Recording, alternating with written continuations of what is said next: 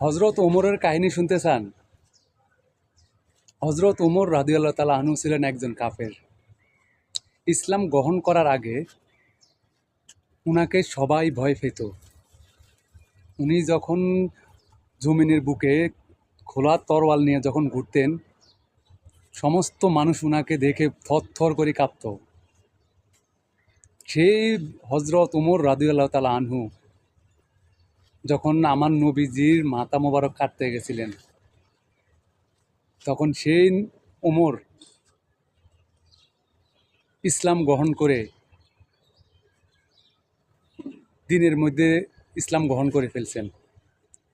আর ওমর আল্লাহর রাসূল সাল্লাল্লাহু আলাইহি সাল্লাম আল্লাহ তাআলার কাছে দোয়া করছেন, আয় আল্লাহ, আজকের আয়াতের মধ্যে হয় ওমরকে আর নহলে আবু জাহেলকে তুমি ইসলামের জন্য কবুল করে নাও।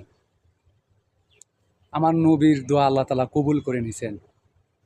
হজরত ওমরকে আল্লাহ তাআলা দিনের জন্য কবুল করে নিছেন। যখন ওমর রাদিয়াল্লাহু তাআলা আনহু আল্লাহর রাসূলের মাথা মোবারক কাটতে গেছিলেন, যখন আল্লাহ রাসূলের দরবারে ঢুকলেন, তখন সাহাবীরা দাঁড়ায় গেছেন। তখন নবীজি বললেন, তোমরা শান্ত হও, বসো। ওমর আজকে হেদায়েতের জন্য আসছে। আমি সংক্ষিপ্তভাবে আপনাদেরকে বোঝানোর চেষ্টা করতেছি। আমার কথাগুলো একটু মনোযোগ দিয়ে শোনার চেষ্টা করেন। আমি সংক্ষিপ্তভাবে আপনাদেরকে বোঝানোর চেষ্টা করতেছি।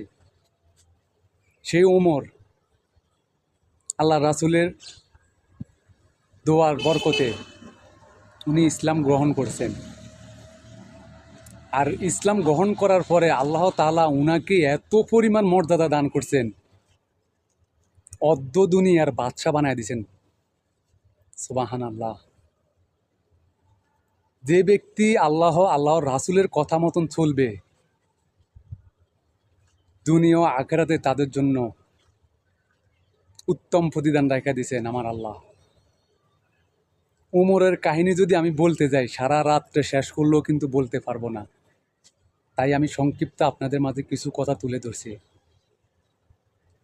যে ওমর নবীজির মাথা মোবারক কাটতে গেছেন, সেই উমরে নবীজির পায়ের মধ্যে পড়ে বলছেন যে, ইয়া রাসূলুল্লাহ সাল্লাল্লাহু আলাইহি সাল্লাম, আমাকে ইসলাম গ্রহণ করেন, আমি মুসলমান হতে চাই। আল্লাহ রাসূল সাল্লাল্লাহু আলাইহি সাল্লাম উমরকে কালিমা শরীফ পাঠ করালেন আর মুসলমান হলেন। উমর রাদিয়াল্লাহু তাআলা আনহু দুনিয়ার বুকে থেকে তারপরে জান্নাতের সার্টিফিকেট নিয়ে দুনিয়ার থেকে বিদায় নিলেন।